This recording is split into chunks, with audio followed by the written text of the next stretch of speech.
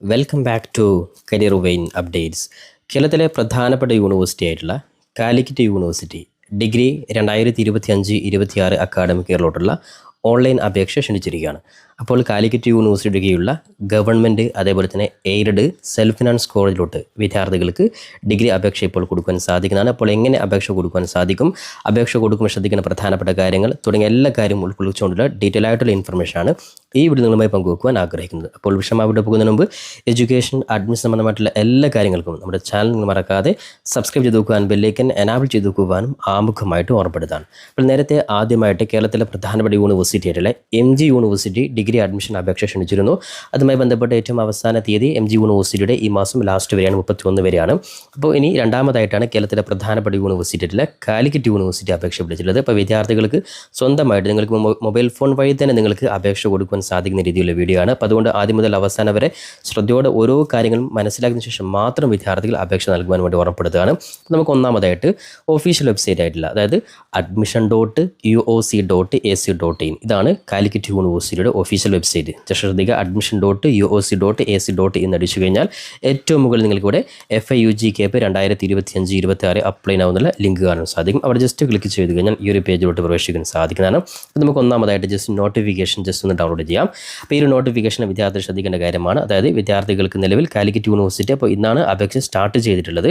അപ്പോൾ നിലവിൽ വിദ്യാർത്ഥികൾക്ക് last date of online registration ശ്രദ്ധിക്കുക 9/6/2025 വരെയുണ്ട്.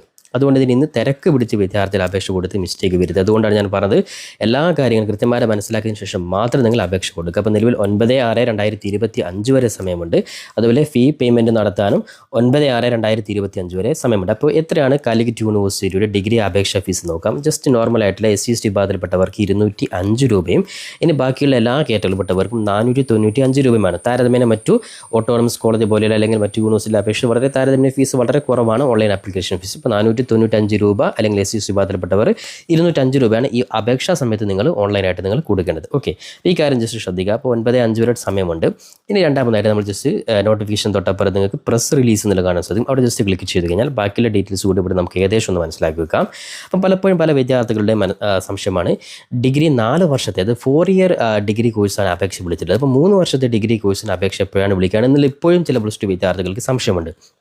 അപ്പോൾ നിങ്ങൾ മനസ്സിലാക്കി വെക്കേണ്ടത് ഡിഗ്രി അത് കഴിഞ്ഞ വർഷം മുതൽ നമ്മുടെ കേരളത്തിലെ എല്ലാ യൂണിവേഴ്സിറ്റികളും ഡിഗ്രി കോഴ്സ് 4 വർഷമാക്കിയിട്ട് മാറ്റിയിട്ടുണ്ട്.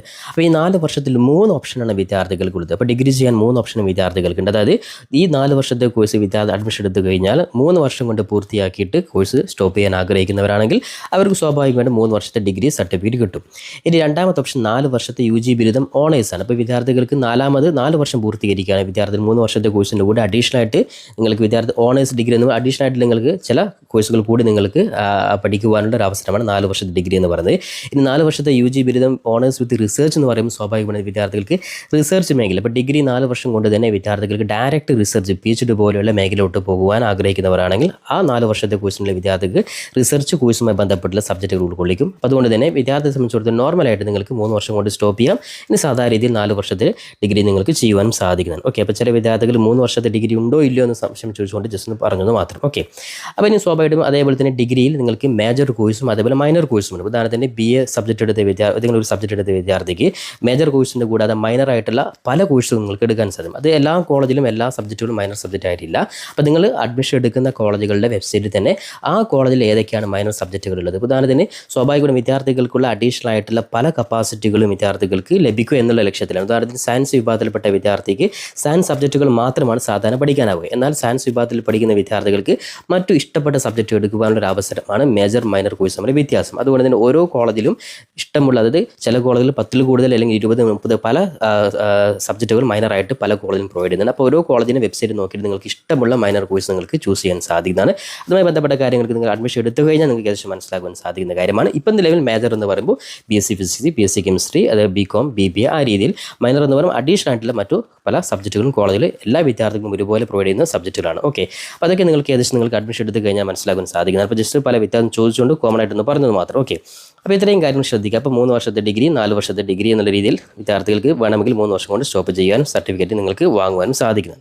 ഇനി അതോടൊപ്പം തന്നെ അഡ്മിഷനുമായി ബന്ധപ്പെട്ട് ശ്രദ്ധിക്കുന്ന പ്രധാനപ്പെട്ട കാര്യമാണ്, അതായത് അപേക്ഷ വിദ്യാർത്ഥികൾ കൊടുക്കുന്ന വിദ്യാർത്ഥികളെ സംബന്ധിച്ചിടത്തോളം നിങ്ങളുടെ ഓൺലൈൻ സമയത്ത് നിങ്ങൾ NSS അല്ലെങ്കിൽ NCC അല്ലെങ്കിൽ നോൺ ക്രിമിനൽ, അതായത് OBC വിഭാഗക്കാർ നോൺ ക്രിമിനൽ, അതേപോലെ EWC കാറ്റഗറിയിൽപ്പെട്ടവർ, SCC വിഭാഗക്കാരന് കമ്മ്യൂണിറ്റി സർട്ടിഫിക്കറ്റ്, ഇത്തരത്തിലുള്ള കാര്യങ്ങളൊക്കെ അപേക്ഷാ സമയത്ത് നിങ്ങൾ ഒന്നും അപ്ലോഡ് ചെയ്യേണ്ട ആവശ്യമില്ല. പക്ഷേ എല്ലാ സർട്ടിഫിക്കറ്റ് നിങ്ങൾ അഡ്മിഷൻ സമയത്ത് നിങ്ങൾ ഹാജരാക്കിയാൽ മതി. എന്നാൽ MG യൂണിവേഴ്സിറ്റി ഓൺലൈൻ അപേക്ഷ സമയത്ത് അപ്ലോഡ് ചെയ്യണം. കാലിക്കറ്റ് യൂണിവേഴ്സിറ്റി ഓൺലൈൻ സമയത്ത് അപ്ലോഡ് ചെയ്യേണ്ട ആവശ്യമില്ല.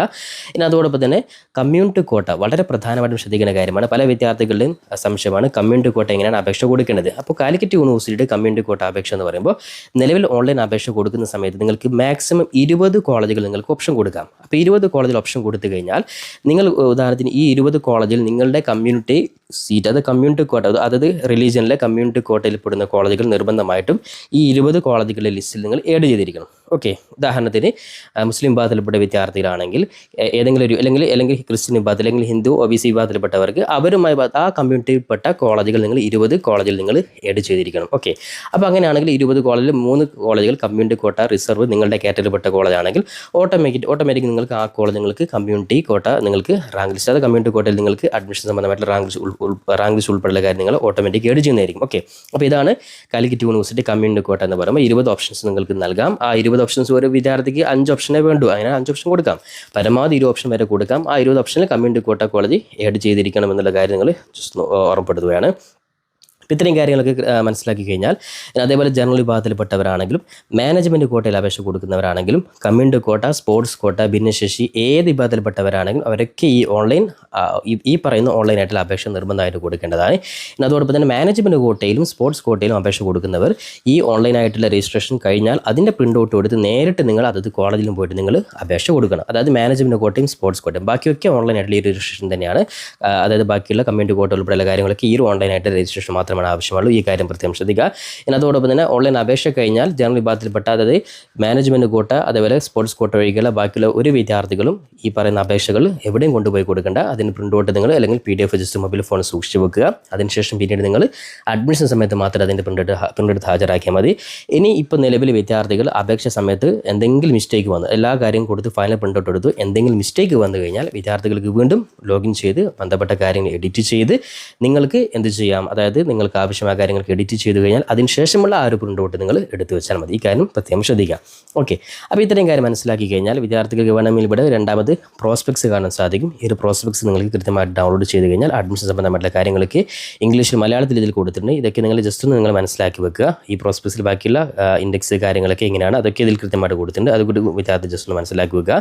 അപ്പോൾ അതിനുശേഷം നമ്മൾ വളരെ പ്രധാനപ്പെട്ട കാര്യമാണ് പ്രീവിയസ് ഇൻഡെക്സ് മാർക്ക്. ഓക്കെ, അപ്പോൾ വിദ്യാർത്ഥി സംബന്ധിച്ചിടത്തോളം നിങ്ങളുടെ ഇൻഡെക്സ് മാർക്ക് ഈ വർഷത്തെ നിങ്ങൾ ബോണസ് മാർക്കൊക്കെ കൂട്ടി മാർക്കെല്ലാം കൂട്ടി അഡീഷണൽ ആയിട്ടുള്ള വെയിറ്റേജ് ഒക്കെ കൂട്ടിയിട്ട് നിങ്ങൾക്ക് എത്രയാണ് നിങ്ങളുടെ ഇൻഡെക്സ് മാർക്ക് നോക്കിയിട്ട് നിങ്ങളുടെ ഇൻഡെക്സ് മാർക്കിനനുസരിച്ച് നിങ്ങൾ ആഗ്രഹിക്കുന്ന കോളേജിൽ അഡ്മിഷൻ കിട്ടുമോ എന്ന് നിങ്ങൾക്ക് ഇവിടെ ലാസ്റ്റ് ഇൻഡെക്സ് മാർക്ക് നോക്കിയിട്ട് മനസ്സിലാക്കാം. അപ്പോൾ കഴിഞ്ഞ വർഷത്തെ ഇൻഡെക്സ് മാർക്ക് ഇവിടെ നിങ്ങൾ സെലക്ട് കോഴ്സ്, അപ്പോൾ നിങ്ങൾ just degree 4 year degree just click ചെയ്തു, സെലക്ട് പ്രോഗ്രാം.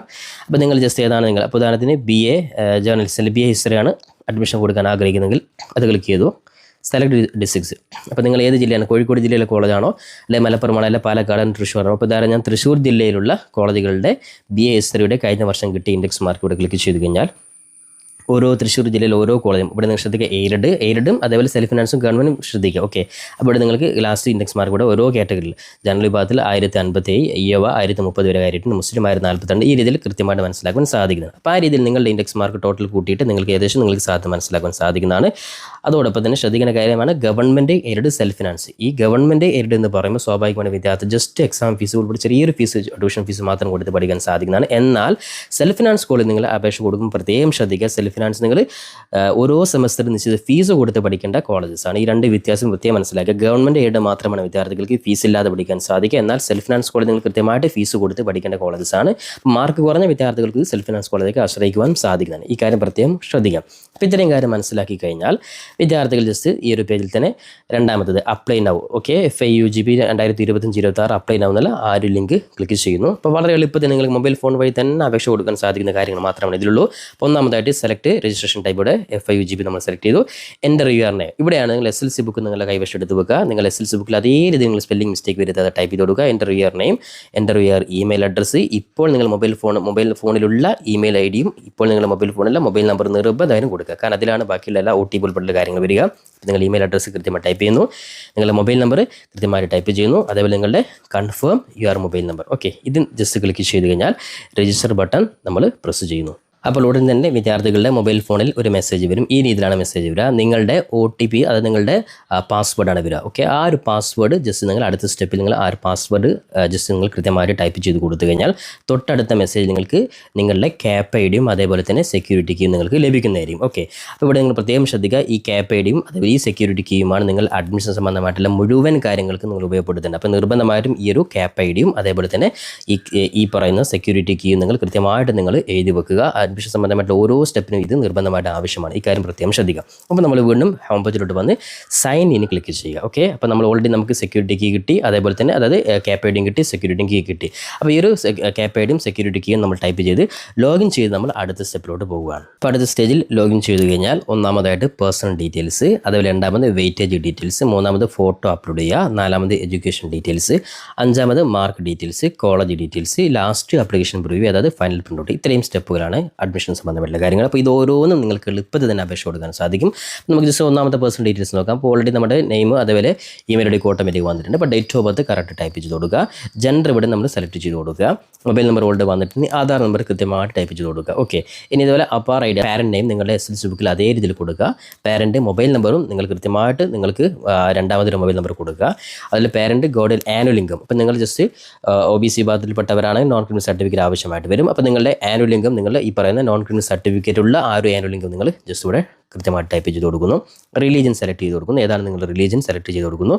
ഓക്കെ, അതിനുശേഷം നിങ്ങളുടെ റിസർവേഷൻ കാറ്റഗറി ഇതൊക്കെ SLC ബുക്കിൽ അതേ രീതിയിൽ കൊടുക്കണം. ഓക്കെ, അതുപോലെ കാസ്റ്റ് അതൊക്കെ ഇവിടെ നിങ്ങളുടെ റിലീജിയൻ ഏതാണോ ആ റിലീജിയൻ ജസ്റ്റ് ഇവിടെ സെലക്ട് ചെയ്യുന്ന സമയത്ത് നിങ്ങൾക്ക് ഓട്ടോമാറ്റിക് ഇവിടെ ഹിന്ദു ആണെങ്കിൽ ജസ്റ്റ് റിസർവേഷൻ നിങ്ങൾ ഏതാണോ EAV ആണോ തീ ആണോ അതിൽ ഇനി അതേപോലെ കാസ്റ്റ് ഏതാണോ ഈ ബില്ല അല്ലെങ്കിൽ EAV ആ രീതിയിൽ സെലക്ട് ചെയ്ത് കൊടുക്കുന്നത്. ഇനി അതേപോലെ തന്നെ ഏതാണ് നിങ്ങളുടെ റിലീജിയൻ ആ രീതിയിൽ കൃത്യമായിട്ട് നിങ്ങൾ ജസ്റ്റ് സെലക്ട് ചെയ്ത് കൊടുക്കുന്നു. ഓക്കെ, ഇനി nationality just India just select ചെയ്ത് കൊടുക്കുന്നു. ഓക്കെ, ഇനി അഡ്രസ്സ് SLC ബുക്കിൽ അതേ രീതിയിൽ അഡ്രസ്സ് കൊടുക്കുക.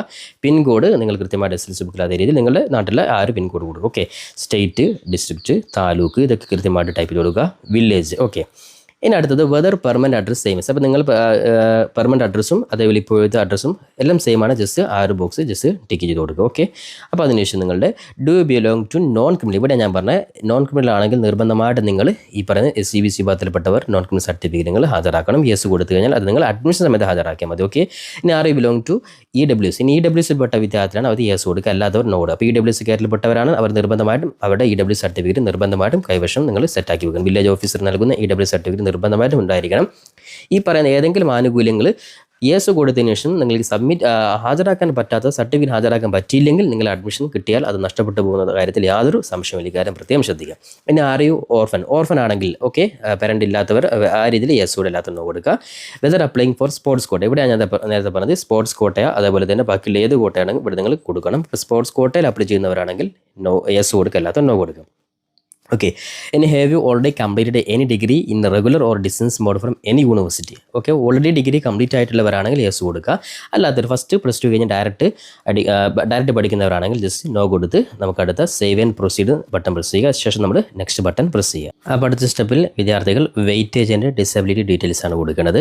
അപ്പോൾ are you person with disabilities. അപ്പോൾ ഇവിടെ ശ്രദ്ധിക്കേണ്ട കാര്യം, ഡിസബിലിറ്റി നിങ്ങൾ കൊടുത്തു കഴിഞ്ഞാൽ നിങ്ങൾ നിർബന്ധമായിട്ട് നിങ്ങൾ ആ സർട്ടിഫിക്കറ്റ് നിങ്ങൾ ഹാജരാക്കിയിരിക്കണം. ഇല്ലാത്തവരൊക്കെ നോ എന്ന് കൊടുക്കുക. ഓക്കെ, ഇനി have you got first place or A grade in Kerala state HSC. അതായത് എന്തെങ്കിലും ആർട്സ് ഫെസ്റ്റിവലിൽ നിങ്ങൾ ഏതെങ്കിലും യുവജനോത്സവം അതായത് അത്തരത്തിൽ എന്തെങ്കിലും ആർട്സ് ഫെസ്റ്റിവലിൽ നിങ്ങളുണ്ടെങ്കിൽ യെസ് കൊടുക്കുക, അല്ലാത്തവർ നോ എന്ന് കൊടുക്കാം. ഓക്കെ, അപ്പോൾ അങ്ങനെയാണെങ്കിൽ അതിനെ നോട്ട് നിർബന്ധമായി വായിച്ചത് first place A grade in Kerala state ആണ്. ആ രീതിയിൽ നിങ്ങൾ പ്രത്യേകം ശ്രദ്ധിക്കും. ഓക്കെ, ഇനി അതേപോലെ വിതോ ചിൽഡ്രൻ ജവാൻ അല്ലെങ്കിൽ എക്സ് സർവീസ്മെൻ അങ്ങനെ ആ കാറ്റഗറിയിൽ പെട്ടവരാണ് യെസ് കൊടുക്കുക, അല്ലാത്തവർ നോ എന്ന് കൊടുക്കുക. അപ്പോൾ യെസ് കൊടുത്തു കഴിഞ്ഞാൽ നിങ്ങൾ നിർബന്ധമായും സർട്ടിഫിക്കറ്റ് ആവശ്യം ഉണ്ടായിരിക്കണം.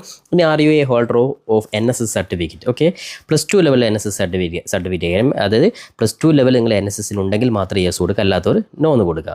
ഓക്കെ, ഇനി are you a holder of NCC certificate. അപ്പോൾ NCC സർട്ടിഫിക്കറ്റ് ഉണ്ടെങ്കിൽ yes I have certificate of 75 attendance, അല്ലെങ്കിൽ yes but I do not have a certificate of 75. ഏതാണോ നിങ്ങൾ അപ്പോൾ ഇല്ലാത്തവർ നോ കൊടുക്കുക, ഉള്ളവർ യെസ് കൊടുക്കുക. ഏതാണ് ABC കാറ്റഗറി അത് യെസ് ഉള്ളവർ ടൈപ്പ് ചെയ്ത് കൊടുക്കാം. ഓക്കെ, ഇനി ആരെയും holder of SPC certificate +2 level, അപ്പോൾ സ്റ്റുഡൻറ്റ് പോലീസ് കേട്ട് +2 ലെവലാണ് ഉണ്ടെങ്കിൽ യെസ് കൊടുക്കുക, ഇല്ലാത്തവർ നോ എന്ന് കൊടുക്കാം. ഓക്കെ, ഇനി ആരെയും ഹോൾഡർ ഓഫ് നന്മ മുദ്ര സർട്ടിഫിക്കറ്റ്, അതായത് സ്കൗട്ട്, ഗൈഡ്, റോസ് അത്തരത്തിൽ ഏതെങ്കിലും ഉണ്ടെങ്കിൽ +2 ലെവലായിരിക്കും ശ്രദ്ധിക്കുക, ഇല്ലാത്തവർ നോ എന്ന് കൊടുക്കുക. +2 ലെവലുള്ളവർ കൊടുത്തവർ യെസ് കൊടുത്തു കഴിഞ്ഞാൽ സർട്ടിഫിക്കറ്റ് കൈവശം ഉണ്ടായിരിക്കണം. പിന്നെ do you belong to Tamil linguist minorist, അപ്പോൾ തമിഴ് ലിംഗ്വിസ്റ്റ് പെട്ടവർ യെസ്, എല്ലാത്തവരും ഒന്ന് കൊടുത്താൽ മതി. ഇനി have you studied Tamil subject in school, അപ്പോൾ സ്കൂളിൽ തമിഴ് നിങ്ങൾ ജസ്റ്റ് സബ്ജക്റ്റ് പഠിച്ചിട്ട് യെസ് കൊടുക്കുക, എല്ലാത്തവർ നോ എന്ന് കൊടുക്കുക. ശേഷം save and proceed button press ചെയ്യുന്നു. അപ്പോൾ അടുത്ത സ്റ്റെപ്പ് ഫോട്ടോ അപ്ലോഡ് ചെയ്യലാണ്. അപ്പോൾ വളരെ എളുപ്പത്തിൽ ഞാൻ നേരത്തെ പറഞ്ഞല്ലോ, ജസ്റ്റ് ഫോട്ടോ നിങ്ങൾ ഒരു പരമാവധി 60 KB ഒരു ഫോട്ടോ ജസ്റ്റ് നിങ്ങളിവിടെ സെറ്റ് ചെയ്ത് വെച്ച് നിങ്ങളിവിടെ ജസ്റ്റ് ഒന്ന് അപ്ലോഡ് ചെയ്ത് കൊടുക്കുന്നു. അപ്പോൾ ജസ്റ്റ് മൊബൈൽ ഫോൺ വഴി തന്നെ എങ്ങനെ ഫോട്ടോ അപ്ലോഡ് ചെയ്യാൻ നോക്കാം. അപ്പോൾ അതിനായിട്ട് ജസ്റ്റ് ഇവിടെ ചൂസ് ഫയൽ ജസ്റ്റ് ക്ലിക്ക് ചെയ്യുന്നു. അപ്പോൾ മൊബൈൽ ഫോണിൽ ഫോട്ടോ ആൽബം എന്നുള്ള ഓപ്ഷൻ വരും. അവിടെ നിങ്ങൾ ജസ്റ്റ് റൈറ്റ് ബട്ടൺ 3 ഡോട്ട് കാണാം. സോ അവിടെ ക്ലിക്ക് ചെയ്താൽ ബ്രൗസ് ബട്ടൺ പ്രസ് ചെയ്യുക. അപ്പോൾ അതിൽ നിങ്ങൾ ജസ്റ്റ് ഇമേജസ് എടുത്തു കഴിഞ്ഞാൽ എവിടെയാണ് നിങ്ങൾ സേവ് ചെയ്തത്. അപ്പോൾ ഞാനിവിടെ ജസ്റ്റ് കോമൺ എന്നുള്ളൊരു ഫോട്ടോയിൽ ഞാൻ സേവ് ചെയ്ത് വെച്ചിട്ടുണ്ട്. അപ്പോൾ ഞാൻ എൻ്റെ ഒരു പഴയൊരു ഫോട്ടോ ജസ്റ്റ് ഇവിടെ അപ്ലോഡ് ചെയ്യാണ്. ഓക്കെ, എൻ്റെ ഫോട്ടോ അപ്ലോഡായി വന്നിട്ടുണ്ട്. അപ്പോൾ ജസ്റ്റ് ഇവിടെ നിങ്ങൾ സേവ് ആൻഡ് പ്രൊസീഡ് ജസ്റ്റ് ഒന്ന് പ്രസ് ചെയ്യുന്നു. അപ്പോൾ അതിന് അടുത്ത ശേഷം എഡ്യൂക്കേഷൻ ഡീറ്റെയിൽസ് ആണ്. അപ്പോൾ എഡ്യൂക്കേഷൻ ഡീറ്റെയിൽസ് ജസ്റ്റ് നമ്മളിവിടെ ജസ്റ്റ് അതായത് നിങ്ങളുടെ എഡ്യൂക്കേഷൻ ഡീറ്റെയിൽസ്, നിങ്ങളുടെ രജിസ്റ്റർ നമ്പർ, അതായത് +2 രജിസ്റ്റർ നമ്പർ കറക്റ്റ് അടിച്ചു കൊടുക്കുന്നു. ബോർഡ് ഓഫ് എക്സാമിനേഷൻ, അതായത് കേരള HSC ആണ് കേരള HSC, CBSE ആണ് CBSE, VHSC ആണ് VHSC, ആ രീതിയിൽ ടൈപ്പ് ചെയ്ത് കൊടുക്കുന്നു. അതുപോലെ ഇയർ ഓഫ് പാസിംഗ് ഇപ്പോൾ 2025 ആണ് 25. ഇനി സ്ട്രീം അതായത് science, humanities, commerce, others. Okay, അപ്പോൾ ഇതാണ് നിങ്ങൾ അത് ടൈപ്പ് ചെയ്ത് കൊടുക്കുന്നു. നമ്പർ ഓഫ് ചാൻസ് ടേക്കൻ, ഇപ്പോൾ ഒന്നാമതായിട്ട് ഫസ്റ്റ് പാസ്സായവരൊക്കെ 1 എന്ന് ടൈപ്പ് ചെയ്ത് കൊടുക്കുന്നു. ഓക്കെ, ഇനി ഓൾറെഡി എക്സാം എഴുതിയിട്ട് പാസ്സാവുന്നവർ ആ സമയത്ത് ജസ്റ്റ് 2 എന്ന് ടൈപ്പ് ചെയ്ത് കൊടുത്താൽ മതി. ഓക്കെ, ഇനി name of last institution study, ഇപ്പോൾ നിങ്ങൾ ലാസ്റ്റ് പഠിച്ച സ്കൂളിൻ്റെ പേര് കൃത്യമായി ടൈപ്പ് ചെയ്ത് save and proceed button press ചെയ്യുന്നു. പിന്നെ അതിൽ അടുത്ത ശേഷം നിങ്ങളുടെ മാർക്ക് ഡീറ്റെയിൽസ് ആണ്. +2 മാർക്ക് കൃത്യമായിട്ട് അത് ഓട്ടോമാറ്റിക് നിങ്ങൾ ആ ഒരു +2 മാർക്ക് ലിസ്റ്റും നിങ്ങളിപ്പോൾ ടൈപ്പ് ചെയ്ത മാർക്ക് ലിസ്റ്റും കറക്റ്റ് ആണോ നിങ്ങൾ ജസ്റ്റ് ഒന്ന് വെരിഫൈ ചെയ്യുക. ശേഷം നിങ്ങളുടെ കോളേജ് ഡീറ്റെയിൽസ് ആണ്. ഇപ്പോൾ ഞാൻ നേരത്തെ പറഞ്ഞതുപോലെ കോളേജ് ഡീറ്റെയിൽസ് നേരത്തെ നിങ്ങൾക്ക് 20 ഓപ്ഷൻ വരെ കൊടുക്കാം. അപ്പോൾ നിങ്ങൾ ഗവൺമെൻറ് എയ്ഡ് തന്നെ പരമാവധി ഫസ്റ്റ് ഓപ്ഷൻസ് കൊടുക്കുക. അപ്പോൾ നിങ്ങൾ ഏതാണോ സബ്ജക്റ്റ് പഠിക്കാൻ ആഗ്രഹിക്കുന്നത്, ഉദാഹരണത്തിന് കെമിസ്ട്രി ആണ് അല്ലെങ്കിൽ BCom ആണ്.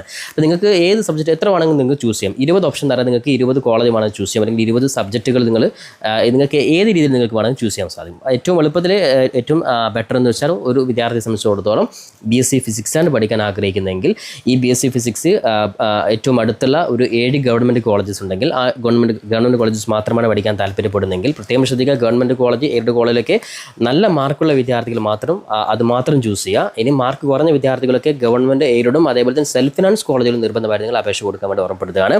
മാർക്ക് കൂടുതലായിട്ടുള്ളവർ ഫുൾ A+ ഒക്കെ ഉള്ള വിദ്യാർത്ഥികൾ ഗവൺമെൻറ് എയ്ഡ് മാത്രം മതി, അല്ലാത്തവരൊക്കെ സെൽഫ് ഫിനാൻസ് കൂടി കൊടുത്തിടാം. ഓക്കെ, അപ്പോൾ BSc ഫിസിക്സ് ആണെങ്കിൽ ആദ്യത്തെ 5 കോളേജിൽ BSc ഫിസിക്സ് നിങ്ങൾ കൊടുക്കുക, അത് മാത്രമാണ്, അത് മതി. ഇനി BSc ഫിസിക്സും അതുകൂടാതെ നിങ്ങൾക്ക് രണ്ടാമത് നിങ്ങൾ കെമിസ്ട്രി കിട്ടിയാൽ പോകുമെങ്കിൽ ജസ്റ്റ് 6ാമത്തെ ഓപ്ഷൻ തൊട്ട് കെമിസ്ട്രി കൊടുക്കാം. ഇനി ഒരു വിദ്യാർത്ഥി സംബന്ധിച്ച് ഒരു കോളേജിൽ തന്നെ അഡ്മിഷൻ കിട്ടണം, അങ്ങനെയാണെങ്കിൽ ആ കോളേജിൽ ഏത് സബ്ജക്റ്റ് ആയാലും വിഷയമില്ല, അങ്ങനെയാണെങ്കിൽ ആ കോളേജിൽ എത്ര കോഴ്സ് ഉണ്ടോ അതൊക്കെ നിങ്ങൾക്ക് കൊടുത്തിടാം. അപ്പോൾ ഒന്നാമത് നിങ്ങൾ പഠിക്കാൻ ആഗ്രഹിക്കുന്നത് BCom ആണെങ്കിൽ ആ BCom ഫസ്റ്റ് ഓപ്ഷൻ കൊടുക്കുന്നു. ശേഷം അവിടെയുള്ള ഏതൊക്കെ കോഴ്സുകൾ ഓപ്ഷൻസ് ഉണ്ടോ അതൊക്കെ നിങ്ങൾക്ക് കൊടുക്കുവാൻ സാധിക്കും. ആ രീതിയിൽ കൃത്യമായിട്ട് ഞാൻ നേരത്തെ പറഞ്ഞതുപോലെ ഓപ്ഷൻസ് നിങ്ങൾ എഴുതി വെച്ച് അതവിടെ കൃത്യമായി ടൈപ്പ് ചെയ്ത് കൊടുക്കുന്നു. ശേഷം നിങ്ങൾ പേയ്മെൻറ്റ് നേരത്തെ പറഞ്ഞ 500 രൂപ ആ ഒരു പേയ്മെൻറ്റ് നിങ്ങൾ ജസ്റ്റ് കൃത്യമായിട്ട് അടച്ചു കഴിഞ്ഞ് ലാസ്റ്റ് നിങ്ങൾ ഈ ആപ്ലിക്കേഷൻ പ്രിവ്യൂ നിങ്ങൾ കാണാൻ സാധിക്കും. ആ ഒരു ആപ്ലിക്കേഷൻ പ്രിവ്യൂ കൃത്യമായിട്ട് നിങ്ങൾ മനസ്സിലാക്കി എന്തെങ്കിലും കാര്യം എഡിറ്റ് ചെയ്യണമെങ്കിൽ എഡിറ്റ് ചെയ്തതിന് ശേഷം നിങ്ങൾ ഫൈനലി നിങ്ങൾ കൺഫർമേഷൻ കൊടുക്കുക. ആ ഒരു ഫൈനൽ കൺഫർമേഷൻ നിങ്ങൾ PDF നിങ്ങൾ സേവ് ചെയ്ത് വെക്കുക. ആ PDF ആണ് പിന്നീട് നിങ്ങൾ എല്ലാ കാര്യങ്ങൾക്കും നിങ്ങൾ ഉപയോഗപ്പെടുത്തേണ്ടത്. അതോടൊപ്പം തന്നെ ഇനി എന്തെങ്കിലും മിസ്റ്റേക്ക് വന്നിട്ടുണ്ടെങ്കിൽ വീണ്ടും നിങ്ങൾ ജസ്റ്റ് ഹോം പേജിലോട്ട് വന്ന് നേരത്തെ പറഞ്ഞതുപോലെ തന്നെ ആ ഒരു ക്യാപേഡും സെക്യൂരിറ്റി കീ നിങ്ങൾ ടൈപ്പ് ചെയ്ത് ലോഗിൻ ചെയ്ത് കഴിഞ്ഞാൽ നിങ്ങൾക്ക് ബന്ധപ്പെട്ട കാര്യങ്ങൾ എഡിറ്റ് ഓപ്ഷൻസ് വഴി എഡിറ്റ് ചെയ്തതിന് ശേഷം അതിനുശേഷമുള്ള ആ ഒരു പ്രിൻ്റ് ഔട്ട് നിങ്ങൾ സേവ് ചെയ്ത് വെക്കുക. അതായത് ഓൾറെഡി രണ്ടാമത് നിങ്ങൾ എന്തെങ്കിലും എഡിറ്റ് ചെയ്തിട്ടുണ്ടെങ്കിൽ രണ്ടാമത് എഡിറ്റ് ചെയ്ത ആ ഒരു പ്രിൻ്റ് ഔട്ടാണ് പിന്നീട് നിങ്ങൾ അഡ്മിഷൻ സമയത്ത് ഹാജരാക്കേണ്ടത്. അപ്പോൾ ഒന്നാമത്തെ ഓൾറെഡി നിങ്ങൾ ഓട്ടോമാറ്റിക് ഡിലീറ്റ് ചെയ്യുക. അപ്പോൾ അങ്ങനെ എന്തെങ്കിലും എഡിറ്റ് ചെയ്യുന്ന ആഗ്രഹമുണ്ട് വിദ്യാർത്ഥികൾക്ക് നിലവിൽ അപേക്ഷയുടെ അവസാന തീയതി വരെ നിങ്ങൾക്ക് ബന്ധപ്പെട്ട കാര്യങ്ങൾ എഡിറ്റ് ചെയ്യുവാൻ കാലിക്കറ്റ് യൂണിവേഴ്സിറ്റി അവസരമുണ്ട്. അപ്പോൾ എല്ലാ വിദ്യാർത്ഥികളും ഇപ്പോൾ തന്നെ തെറ്റുകൂടാതെ അപേക്ഷ കൊടുക്കുക. അപ്പോൾ ഈ വീഡിയോ കൃത്യമായിട്ട് മനസ്സിലാക്കിയ ശേഷം നിങ്ങൾ അപേക്ഷയോട്ട് പോകുക. സ്വന്തമായിട്ട് മൊബൈൽ ഫോൺ വഴി നിങ്ങൾക്ക് അപേക്ഷ കൊടുക്കാം. അപ്പോൾ എല്ലാ വിദ്യാർത്ഥികളും തെറ്റുകൂടാതെ അപേക്ഷ കൊടുക്കുവാനും ഇനി അതുമായി ബന്ധപ്പെട്ട് trial allotment, first allotment, edit options, second allotment ഉൾപ്പെടെ മുഴുവൻ കാര്യങ്ങളും കേരളത്തിലെ എല്ലാ യൂണിവേഴ്സിറ്റികളും എല്ലാ അപ്ഡേറ്റ്സുകളും പരമാവധി നമ്മുടെ ചാനൽ തന്നെ അപ്ഡേറ്റ് ചെയ്യുന്നതായിരിക്കും. അതുകൊണ്ട് ചാനൽ നിങ്ങൾ മറക്കാതെ സബ്സ്ക്രൈബ് ചെയ്ത് വെക്കാനും ബെല്ലൈക്കൻ എനാബിൾ ചെയ്ത് വെക്കാനും പരമാവധി നിങ്ങൾ സുഹൃത്തുക്കൾ കൂടി ഷെയർ ചെയ്ത് കൊടുക്കാനും ഓർമ്മപ്പെടുത്തിക്കൊണ്ട് പുതിയൊരു അപ്ഡേറ്റ് നമുക്ക് വീണ്ടും കണ്ടുമുട്ടാം. അതുവരെയും തൽക്കാലം it's me Sawad Aricheri. Thank you for watching this video.